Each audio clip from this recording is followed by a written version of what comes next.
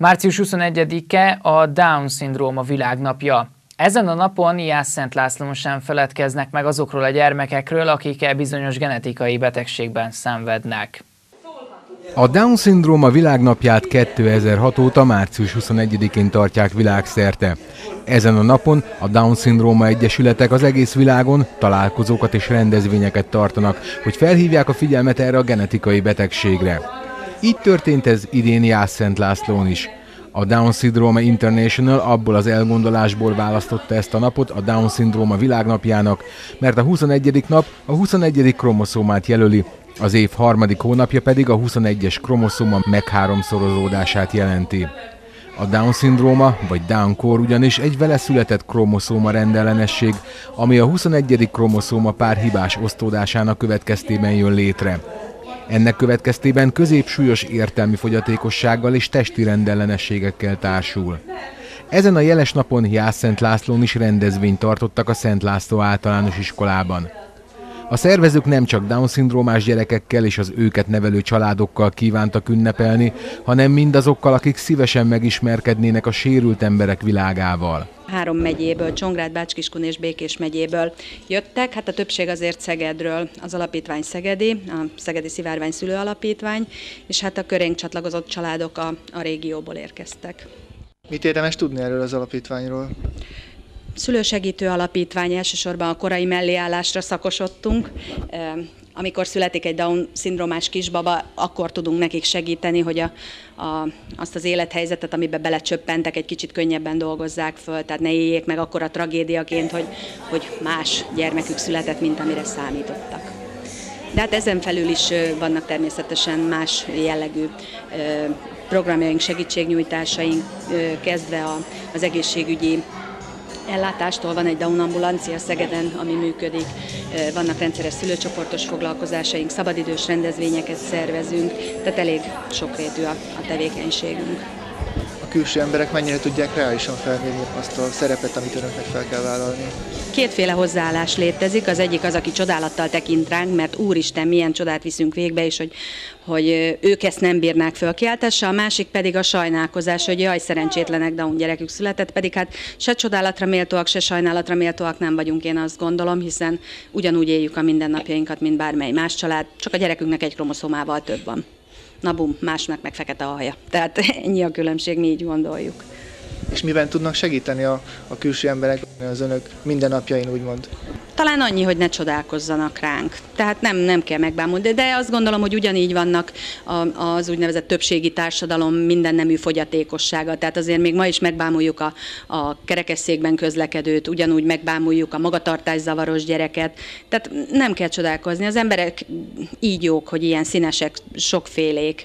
Tehát nem feltétlenül attól viselkedik egy gyerek rosszul, mondjuk tipikusan mondjuk egy Down gyerek, ha rendetlenkedik, az nem feltétlenül attól van, mert Down, hanem attól, mert gyerek. Az idézőjelbe tett normális gyerekek is tudnak hülyén viselkedni, és a miénk is tudnak nagyon jól viselkedni. Tehát csak ennyit kérünk, egy kicsivel több toleranciát.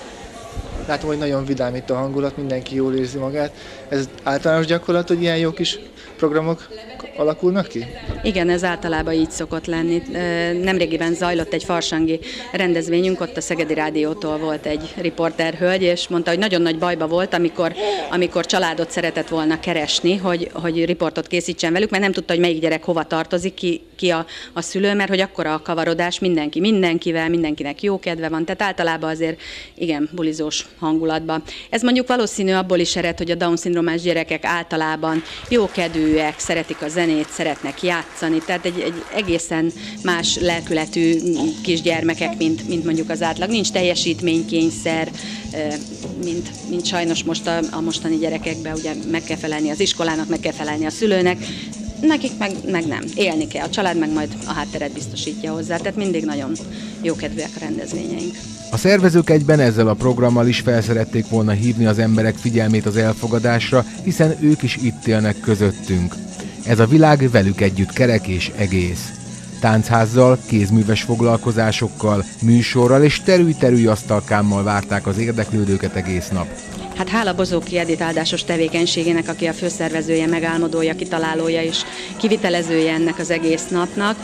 A kézműves vásártól kezdve, ilyen jótékonysági vásártól kezdve a táncházon át színes műsor van, amiben Down-szindrómás nagylány is fog majd verset mondani. Játszóház van a kicsiknek, van egy Down ösvény, ahol megismerhetik a kívülállók magát, a Down-szindrómát is, ha eddig nem ismerték volna. Aztán lesz majd táncházunk, van terülj asztalkám, ahol mindenkit szeretettel várunk, de általában csak jól érezzük magunkat együtt, és talán ennyi a lényege, hogy találkozunk és találkozhassanak velünk. Jász-Szent László község már többször tanúbizonyságot tett arról, hogy befogadó és elfogadó emberek lakják, akik meleg szívvel és sok szeretettel fogadják az érintett családokat. Én azt gondolom, hogy Edith azért eléggé kiemelt ember a falun belül, mert hogy tanárnő, és mindenki ismeri.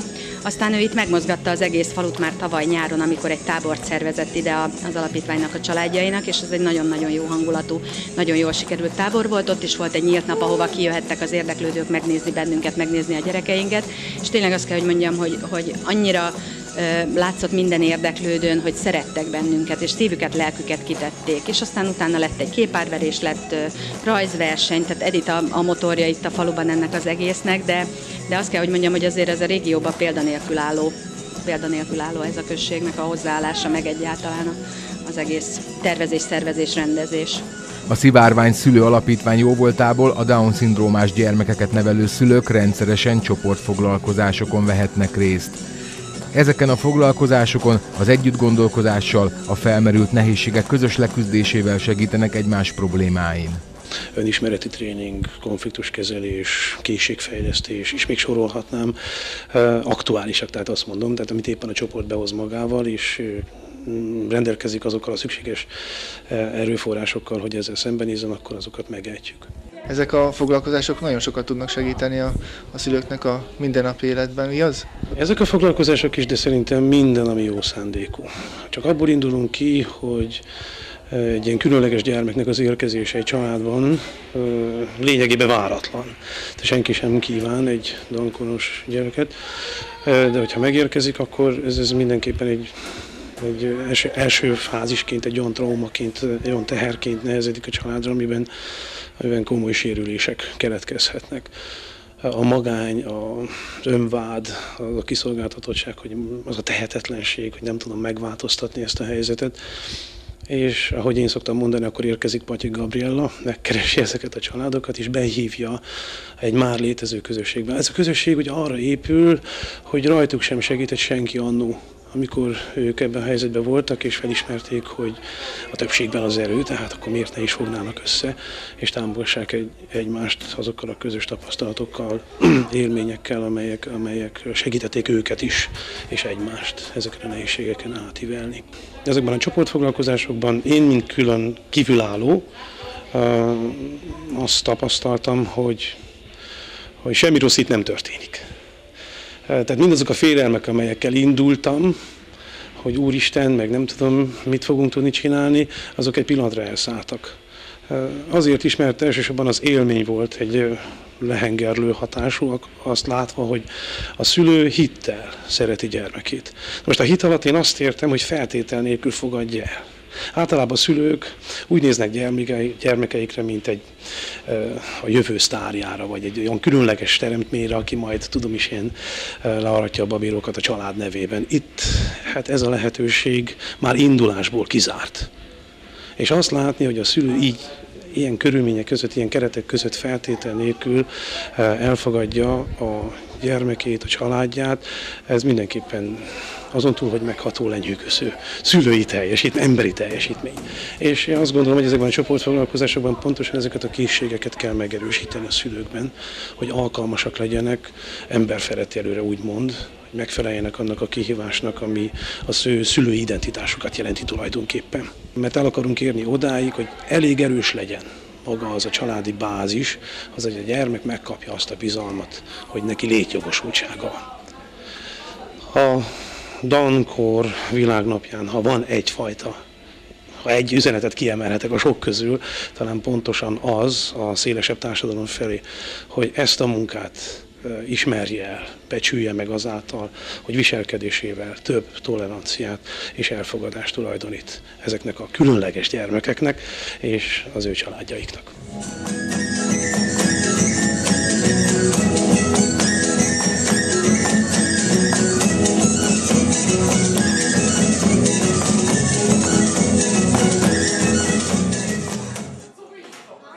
Három napon át